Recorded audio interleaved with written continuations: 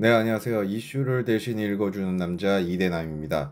오늘은 굉장히 심각하고 화가 나는 소식을 가지고 왔습니다. 녹화 기준으로 이틀 전인 6일에 남자 대학생이 이 본인의 여자친구를 숨지게 하는 사건이 벌어졌습니다. 그 언론에서는 의대생, 수능 만점자라는 수식어를 좀 붙이고 있지만 제가 볼 땐 그냥 여자친구 살인자이기 때문에 가해자라고 부르도록 하겠습니다. 이 가해자가 집 근처 마트에서 칼을 구매를 하고 피해자와 자주 데이트를 하던 강남의 한 옥상 건물로 피해자를 부릅니다. 그리고 피해자는 가해자에게 헤어지자고 했다고 합니다. 일단 이것만 봐도 가해자가 미리 칼을 사고 피해자는 헤어지자고 말했다는 걸로 봐서는 둘 사이가 이미 깨진 상황인 것 같아요. 그리고 피해자는 아마 깔끔하게 끝내고 싶어서 가해자를 만나러 간 게 아닐까 이렇게 추측을 좀 해봅니다. 가해자의 그 진술에 의하면 가해자는 피해자가 헤어지자는 말에 준비했던 칼로 피해자의 경동맥을 찔러서 숨지게 하고 본인 또한 자살을 하려고 했는데 인근의 신고로 미처 뛰어내리지 못했다고 합니다.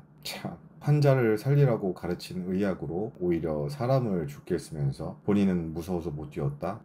결국 경찰서에 온 가해자는 평소에 먹던 약이 든 가방을 옥상에 두고 왔다고 합니다. 이 와중에 본인 약을 챙기는 모습을 좀 보여주죠. 그러니까 죽을 생각이 아예 없는 거예요.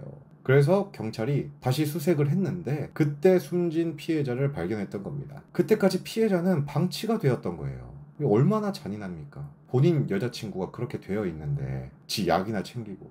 참.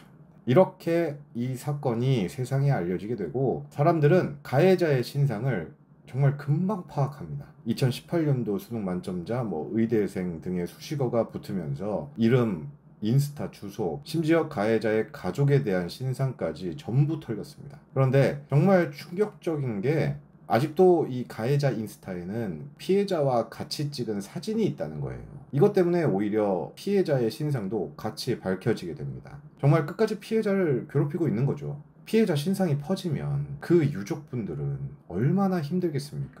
실제로 그 숨진 피해자의 유족분이 피해자의 신상이 퍼지지 않기를 바라는 마음에 이 글을 올렸어요.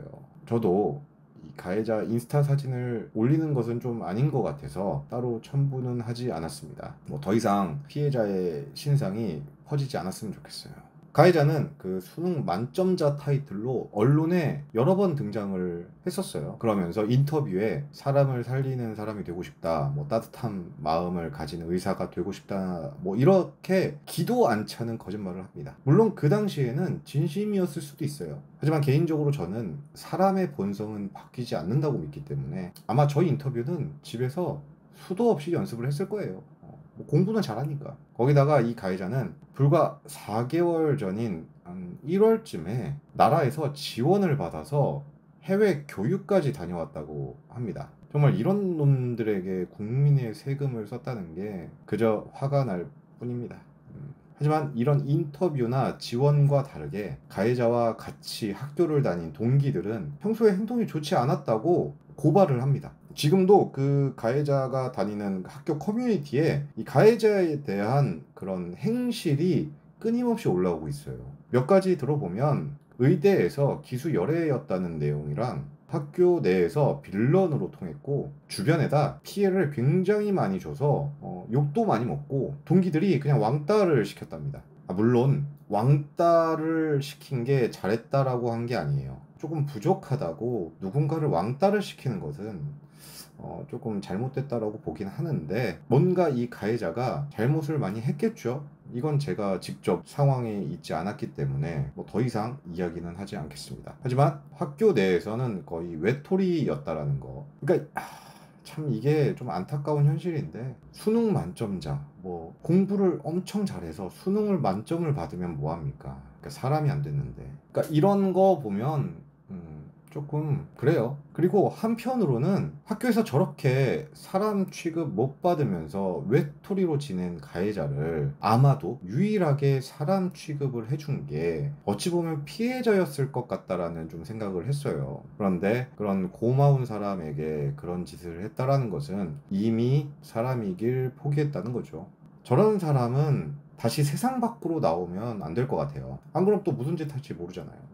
현재 검찰에서 가해자를 조사 중이고 조만간 아마 판결이 날 것 같은데요. 이 가해자가 과거에 어떤 상처가 있었던, 사정이 있었던 누군가를 숨지게 했다면 어떠한 이유를 막론하고 용서를 할 수가 없는 일이죠. 그렇기 때문에 부디 법이 허락하는 최고형을 받아서 죽을 때까지 피해자에게 사죄하는 마음으로 반성하고 죽어서도 지옥의 고통 속에서 오랫동안 살아가길 바라겠습니다. 그리고 25살이라는 정말 꽃보다 더 아름다운 나이에 세상을 떠나신 피해자에게 삼가 고인의 명복을 빌면서 유족분들에게는 심심한 위로를 전하겠습니다. 오늘 영상을 마치도록 하겠습니다.